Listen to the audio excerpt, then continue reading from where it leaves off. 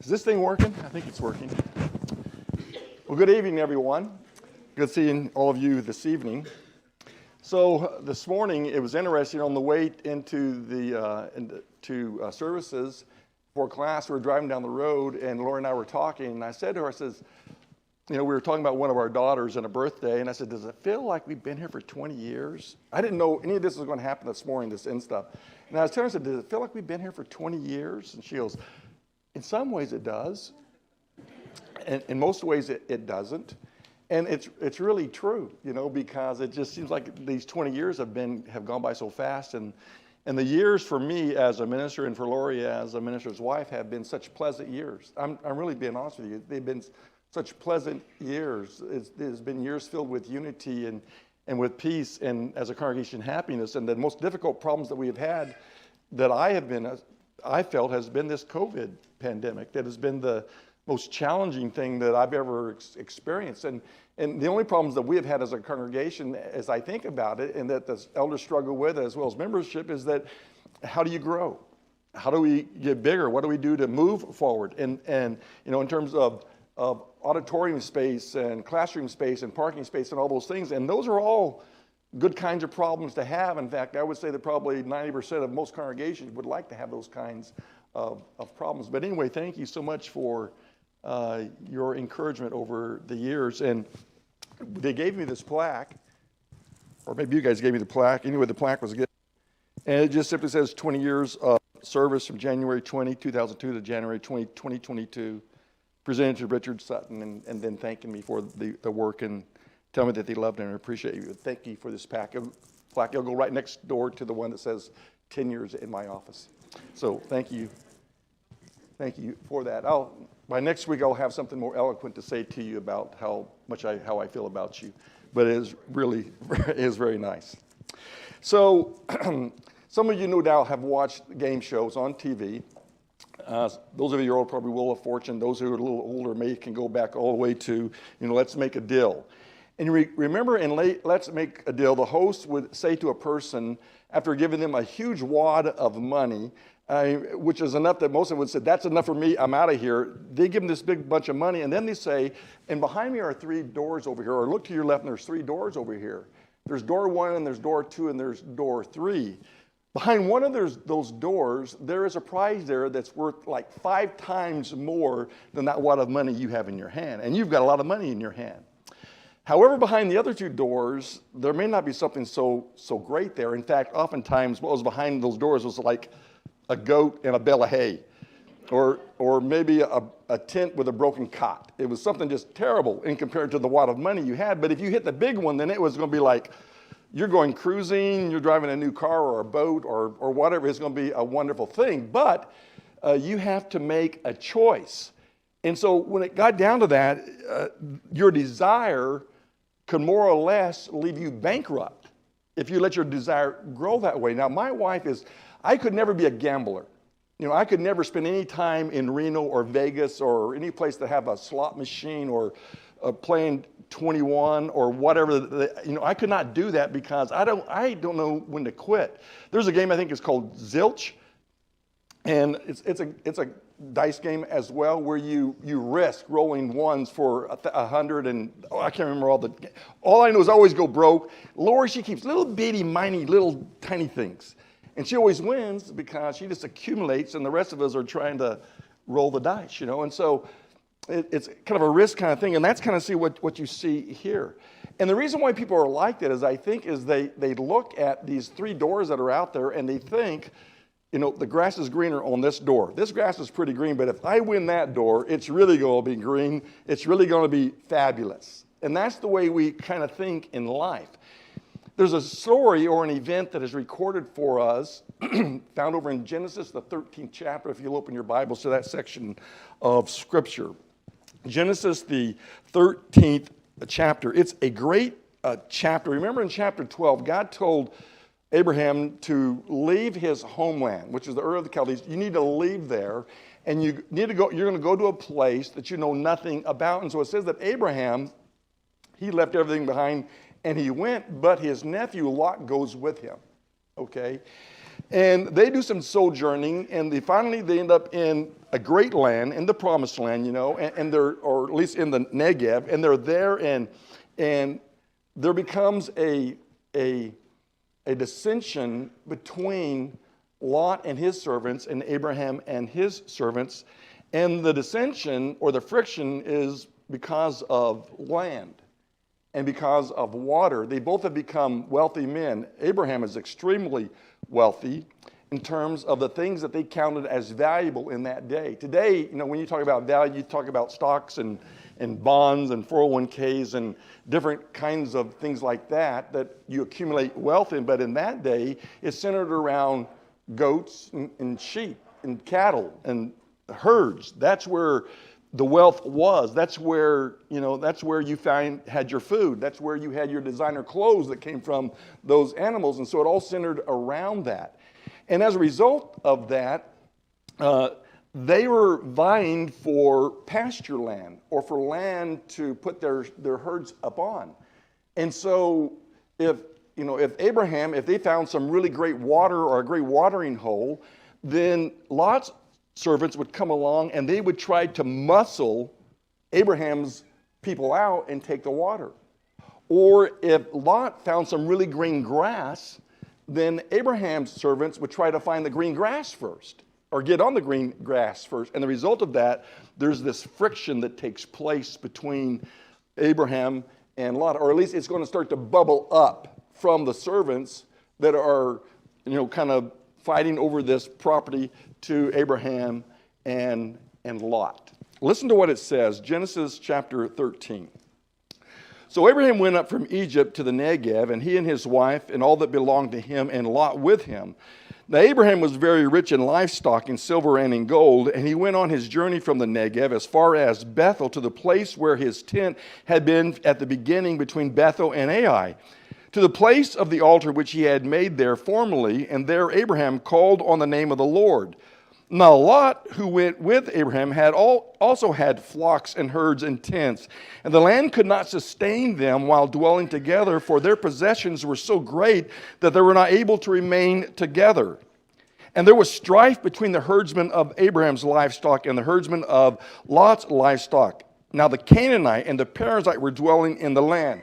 What he's saying there is that there's foreigners in the land, and they were living there. And they also were vying for property. They're also vying for land and all those things. And these guys are not necessarily friendly. And so Abraham really, when he comes from the Ur of the Chaldees and comes down into the Negev and into that part of the country there, he's the foreigner. The Canaanites and the Perizzites are not. They live there. They're probably Bedouins, but they live there. And so Abraham and Lot are now there as God's people, and God is giving him the land there, and now there's this friction between them. And so there's a problem here. Not only is there friction possibly with the Perizzites and the Canaanites, there's also now friction between Lot and his family and herds, and Abraham and his family and their herds. Okay, that's what's going on. Verse 8, then Abraham said to Lot, please, let there be no strife between you and me, nor between my herdsmen and your herdsmen, for we are brothers. What I like about this here is that there's something about a relationship that is valuable to Abraham. And so what Abraham does is he knows that there's a problem that is arising here. And so what does Abraham do? Well, Abraham, he doesn't rally his forces and say, listen, we're going to have to be more strategic as how we take land and how we get water. He doesn't do that. What he does is he just goes and he speaks to Lot. Think about the wisdom that is there in Abraham going and speaking to Lot about the situations. Sometimes, when we find ourselves in situations, instead of going and speaking to the person that we need to speak to, we find ourselves speaking to other people instead. And the result of that is we harm relationships. The result of that is that backbiting can happen. Talebearing can happen. Gossip can start to take place. But Abraham, he cuts all that off by going directly to Lot and speaking with him. Now remember, God called Abraham to go and that he's going to give him a land, okay? He didn't call Lot. He called Abraham. Abraham was the one to go to possess the land, not Lot. Lot is just tagging along, if you will. That's what's going on here. He's along for the ride. However, even Abraham, though Abraham was in charge, he's going to do something unusual. He is going to give Lot the choice. He's going to allow him to do the choosing. Look at verse 9. He says, "Is not the whole land before you? Please separate from me. If to the left, then I will go to the right. Or to the right, I will go to the left." I mean, he's saying you can take whatever you want. If you decide that you want to go to the right, then I'll just go to the left. If you say I'm going to go to the left, then I'll just go to the right. But let us not have this friction among us. There's plenty of land here. And so let's do this. And of course, we know what Lot did. I mean, we know that Lot, he's going to choose the best land, and Abraham is not going to do that. What I see here is Abraham, what he does is he chooses a relationship over wealth. We could say over money. Have you ever heard someone say that's in a family squabble because someone has died and there's some money on the sand? They'll say, "Listen, this is not about money." Well, anytime they say it's not about money, I can almost guarantee you it's about money. There's something that is in there that's causing them to squabble with one another. Well, think about what Jesus said. Jesus said, and we've talked a lot about this, but I just think it's such wise teaching of Jesus. He says, "A new commandment I've given to you, that you love one another, even as I have loved you, so ought you to love one another. By this will all men know that you are my disciples, by how you love one another." So how we interact with one another is important because it's easy to love the lovable. It's really hard to love the unlovable. Or when someone has really rubbed you the wrong way or has done something to hurt your feelings, or someone who just made you feel real bad. For instance, it's hard for you teenagers here to love your parents when your parent says to you, or he or she says to you, "Listen, you can't go out with your friends tonight. You cannot go to that place." And when that happens, that makes you angry, especially when you start driving and certainly when you start getting more freedoms. And now your parents will say, "No, you can't go there." And you want to go there more than anything else. That really makes you angry. It's hard to love them at that moment. At least it was for me. When I would talk to my dad and say, "Listen, I want to go out with my buddies and my friends, and we're going to go down to thus and thus a place," and my dad would say, "No, you're not." "Well, Dad, we're not going to get in trouble." "No, look, son, I was one time your age. I know what kind of trouble guys can get in." "No, you're not going." And that would make me mad. And generally, when I used to get mad, I would kind of do this with my foot. I would kind of tap it real fast, you know. Okay, and it's real hard for parents. It's real hard for parents to love their children when their children have maybe told them an untruth, or maybe when you have lied, or when maybe you have broke a confidence or something like that. When that happens, it's hard for parents to love you. I know the time that I lied to my dad, and I remember I lied to him. I wrecked my car. They threw me in the back of a squad car, police car, highway state police. And I remember my dad picking me up, and the officer's looking inside the back seat of his car and says, "Is that your son?" And my dad said, "That's him." And you come along, and they released me to my dad into his custody, and I went and got in the car. And my dad didn't say a word to me all the way home, except for to look at me and say, "You knew what you did." And it wasn't that I wrecked a car. I lied to him. That made it hard for a number of months after that because I wasn't trustworthy. And he, when I'd ask him to do things, he would say no to things. And because, so it's hard for a parent to love a child. I'm not saying we don't love our children, but it really does challenge you when your children are not honest with you. Or it's hard for a wife to love her husband as much as she wants to when he has said something insensitive or hurtful or very harsh to her. It's harder to love. I'm not saying it's harder. Or when a wife has been disrespectful to her husband or has maybe brought him down, it's hard for him to love as much. Or if you're an employee, it's hard to love your supervisor when you've been passed over for, something that you thought that you deserved, a promotion, and you didn't get it. It's hard to love that person when that happens.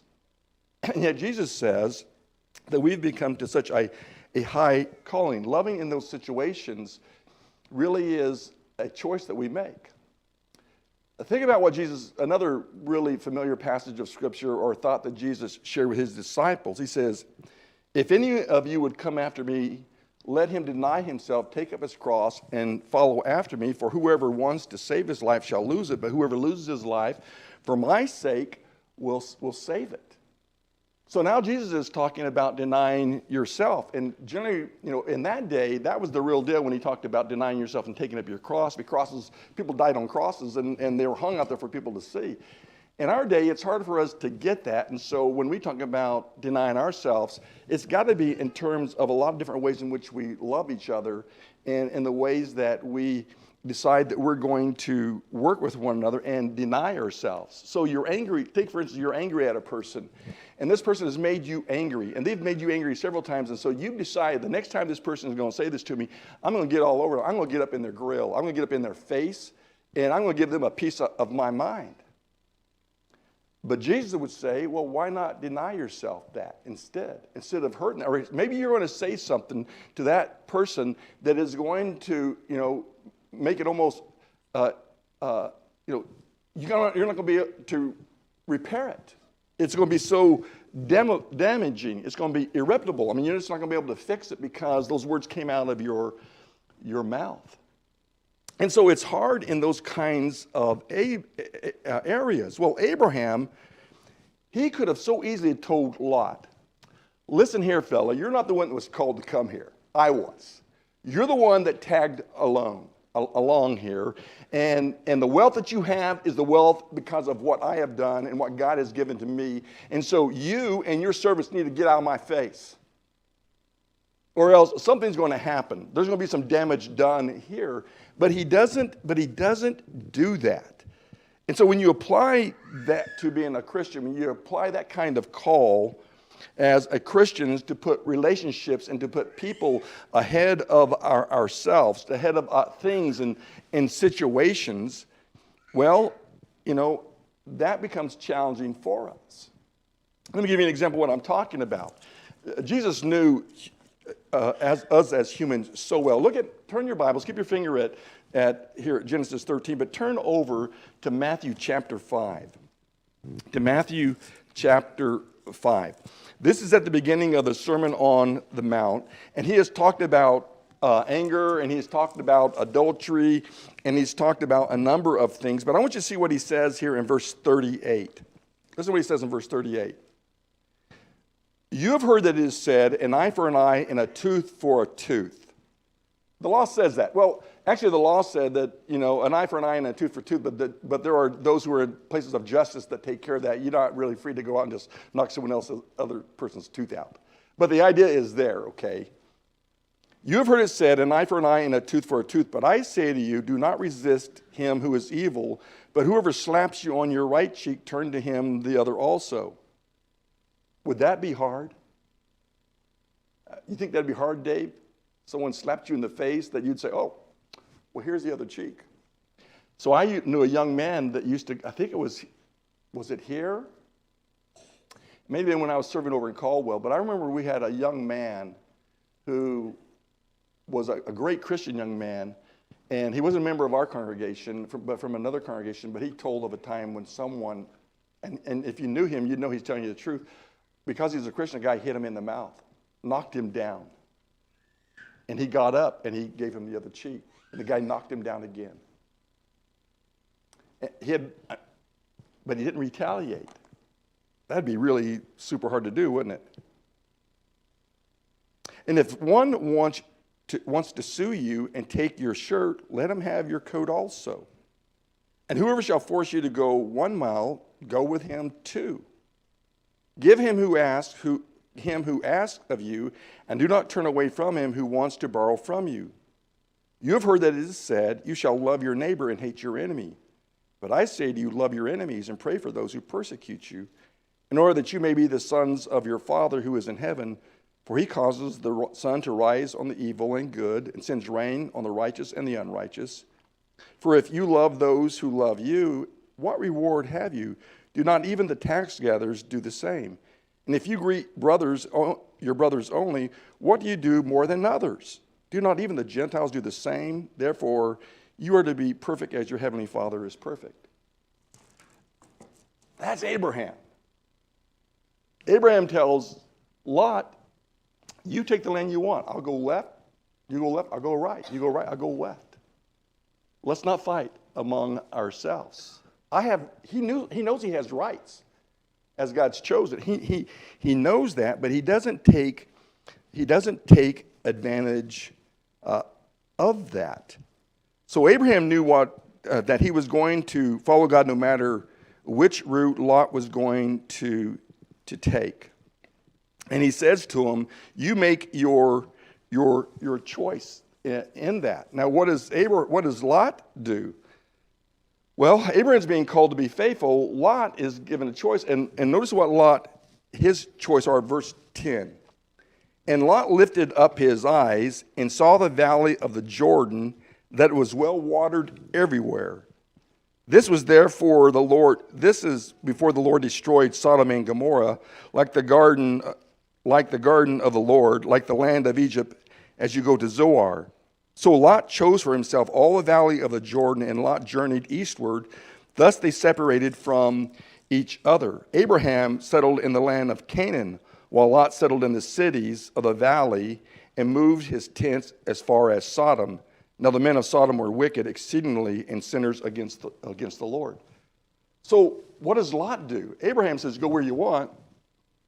It says Lot, he lifts up his eyes and he says, okay, what's the best place to go?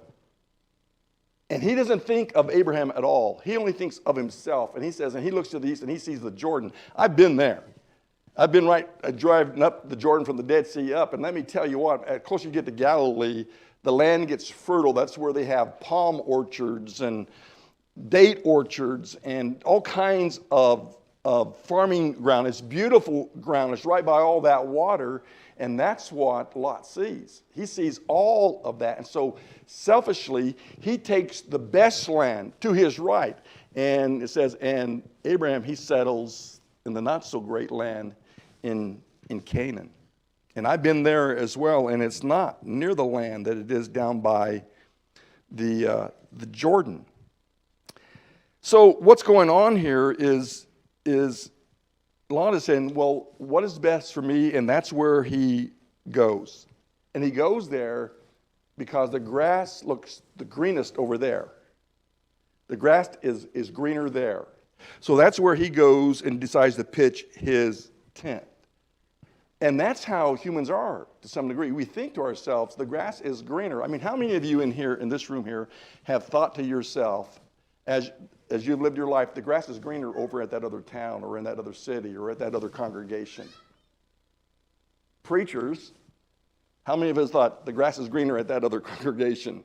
I've got struggles here, I've got problems here, I've got sin in the camp here, and I think I'm going to leave that congregation, and I'm going to go over to this congregation because I'm sure the grass is greener here, only to find out that grass is greener because there's more weeds there. I just didn't see them. I didn't know them as well. And you get over there and you find out, okay, they got struggles too, and they got problems too, and they have difficulties going on too there. And so sometimes we do that. We sometimes do that with relationships. We sometimes do that some people do that in marriages, where we decide the grass must look greener over there. Sometimes we do that with jobs. We think if I had this job, I'd be a happier person, so I'm going to leave this job and go to this job. Sometimes that's true. And sometimes it is not. It's like those three doors that are there. You've got this in your hand. You know what kind of people you're dealing with here now, and you're going to choose door 1, 2, or 3, and you don't know what's behind that door until you open the door. Only the thing is you're going to walk into the congregation, or you're going to walk into the new job, or you're going to walk into the new relationship, only to find out that there are weeds there in that place as well. So my point is that God calls us to make the choice to deny ourselves and to be faithful to Him right where we are. Be faithful where you are. Get your mind around that as much as you can.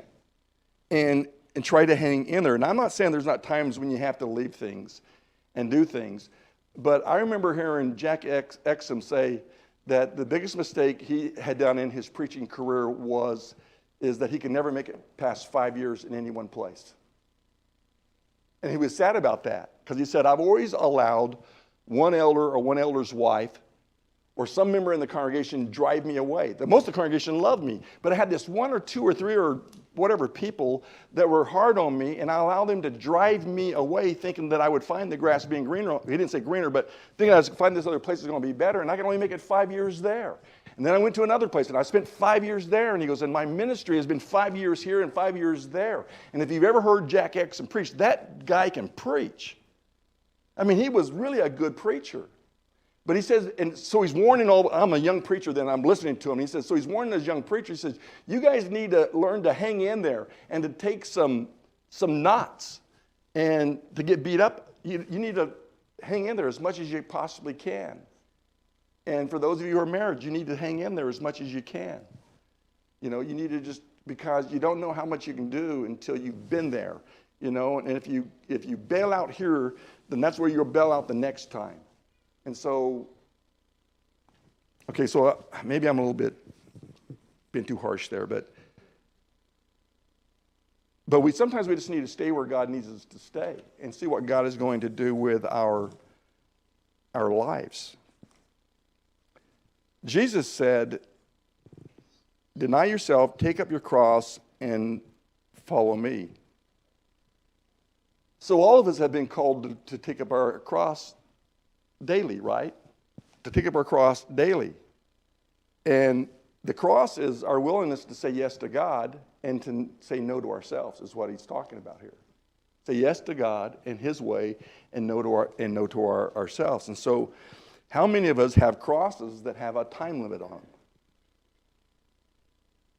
Think about that. How many of us have crosses with a time limit on them? Because the truth is, Jesus renews the time limit on each cross, each day, and each day has a new 24 hours. Because he says, pick up your cross daily. He didn't say pick up your cross and follow. He says, pick up your cross, deny yourself, and take up your cross on a regular basis daily. And that's what we're called to do. So Lot was within his rights to choose the best looking land. But his motivation was selfish. And when he got to the greener land, he found out it wasn't greener. Remember, it says that he dwelt among the people of Sodom and Gomorrah. That's before God destroyed them. They were the wickedest people in the world. They did things there that is unimaginable. Things that they did there that if I told you what they did, you would fire me. Okay? But it was a bad place. And not only did he decide to dwell in that land, he decided to move into the city of Sodom. And not only, and he moved into the city of Sodom, and as he lived there, at the beginning of it, you know, there were things that were there that bothered him, that hurt him, you know, as he looked at the immorality around him. But he lived there longer, and the longer he lived there, the more he got used to it until it didn't any longer bother him. And when God said that this evil has risen up before me, and he tells Abraham, I'm going to destroy that place, and Abraham gets into a discussion with God and how he might save that place, the angel almost has to drag Lot and his family out of Sodom because they become so much a part of it. So much a part of it that you remember Lot's wife, what happens to her? They're going out of the city, and she looks back to the city, and she turns into a pillar of salt. That's how attached they were. And so, was it really greener for Lot to go to that place? And the answer is as Macy was shaking her head, no. It wasn't a good place. But it was his choice.